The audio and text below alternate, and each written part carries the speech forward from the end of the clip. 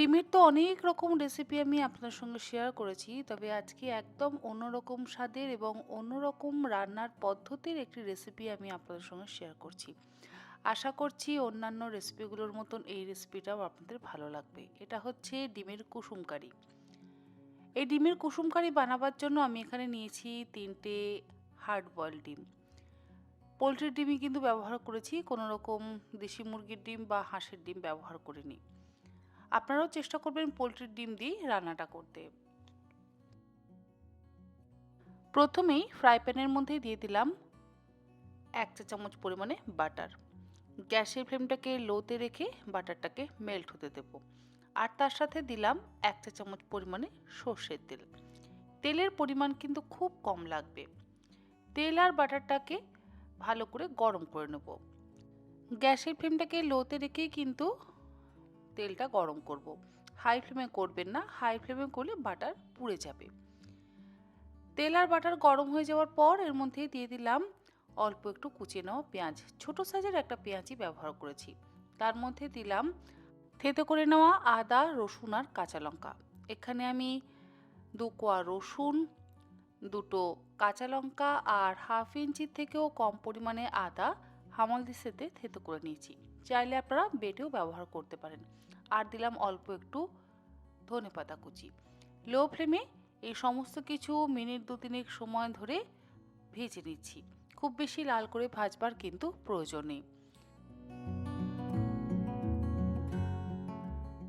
আদা আর থেতো করে নেওয়া রসুনটা কিন্তু খুব ভালো করে ভাজতে হবে যাতে কোনো রকম কাঁচা গন্ধ না থাকে।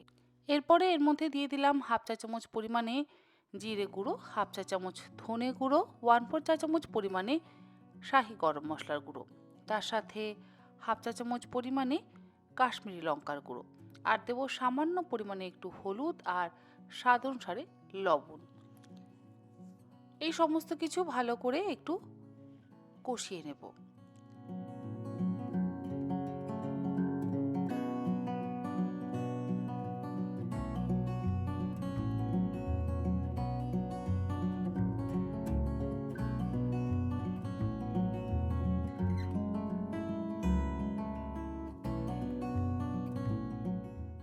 খুব অল্প পরিমাণে একটু জল দিয়ে আমি মশলাটাকে খুব ভালো করে কষিয়ে নিচ্ছি। যাতে মশলাটা পুড়ে না যায় সেই জন্যই আমি একটু জলের ব্যবহার করলাম। জলটা আপনারা চাইলে আগেও ব্যবহার করতে পারেন। আমি তো লো ফ্লেমে রান্নাটা করছি তাই পুড়ে যাওয়ার সম্ভাবনা একেবারেই নেই। জলটা দিয়ে মশলা দিয়ে ভালো করে কষানো হয়ে গেলে এবারে এর মধ্যে আমি দিয়ে দেব সেদ্ধ করে রাখা ডিমের কুসুমগুলো। আর ডিমের কুসুমগুলো দেওয়ার পর সেগুলোকে ম্যাশ করে দিতে হবে। এই ডিমের কুসুম দিয়েই কিন্তু গ্রেভিটা হবে, খেতে অসম্ভব ভালো হয়। কোনো রকম আষ্টে গন্ধ কিন্তু থাকে না। আর সেই জন্যই আগে আমরা সমস্ত মশলা ভালো করে কষিয়ে নিয়েছি। ডিমের কুসুমগুলোকে ম্যাশ করে নেওয়ার পর এবারে ভালো করে মশলা দিয়ে কষিয়ে নিচ্ছি আর দিলাম অল্প একটু জল যাতে মশলাটা পুড়ে না যায়। এটা দিয়ে গ্রেভিটা হবে, সেই জন্য রান্নাটার নাম হচ্ছে ডিমের কুসুম কারি। দেখুন আমি ডিমের কুসুমটাকে খুব ভালো করে ম্যাশ করে নিচ্ছি আর মশলা দিয়ে কষিয়ে নিচ্ছি। গ্যাসের ফ্লেম লোতে রেখেছি।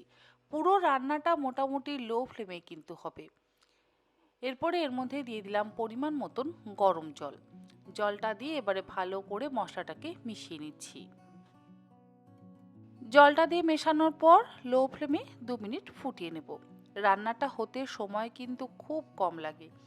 যদি ২-৩টে ডিম সেদ্ধ করে রাখা থাকে আগে থাকতে, তাহলে এই রান্নাটা ৫ মিনিটে হয়ে যাবে। গ্রেভিটা ফুটে উঠলে গ্যাসের ফ্লেমটাকে বন্ধ করে দিয়ে এটাকে আমি একটা আলাদা পাত্রের মধ্যে ঢেলে নিচ্ছি। মানে যে পাত্রে আমি সার্ভ করব সেই পাত্রে ঢেলে নিলাম।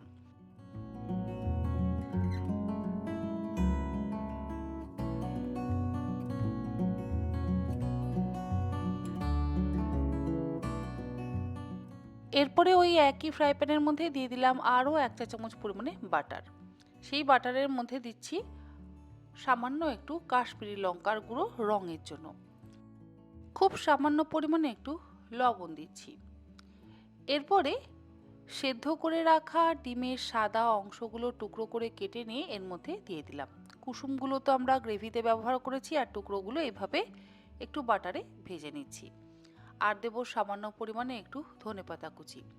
এরপরে গ্যাসের ফ্লেমটাকে একটু বাড়িয়ে দিয়ে 1 মিনিট ভেজে নিচ্ছি। খুব বেশি ভাজার কিন্তু প্রয়োজন নেই, 1-2 মিনিট ভাজলেই যথেষ্ট।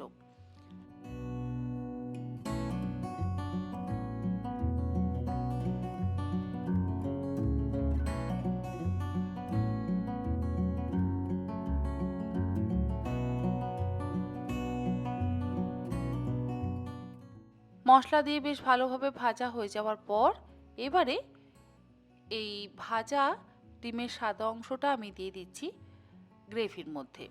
তৈরি হয়ে গেল দুর্দান্ত স্বাদের ডিমের কুসুম কারি। আশা করি রেসিপিটা আপনাদের কাছে একেবারে নতুন লাগলো। গরম ভাতের সাথে তো ভালো লাগবেই, এছাড়া রুটি বা পরোটার সাথেও খেতে কিন্তু অসম্ভব ভালো লাগবে। এই রকমভাবে একবার অন্তত ডিমের এই রেসিপিটা আপনারা ট্রাই করুন, আপনাদের ভীষণ ভালো লাগবে। আজকের মতন এই পর্যন্ত। আপনারা সকলে ভালো থাকবেন, সুস্থ থাকবেন। ধন্যবাদ।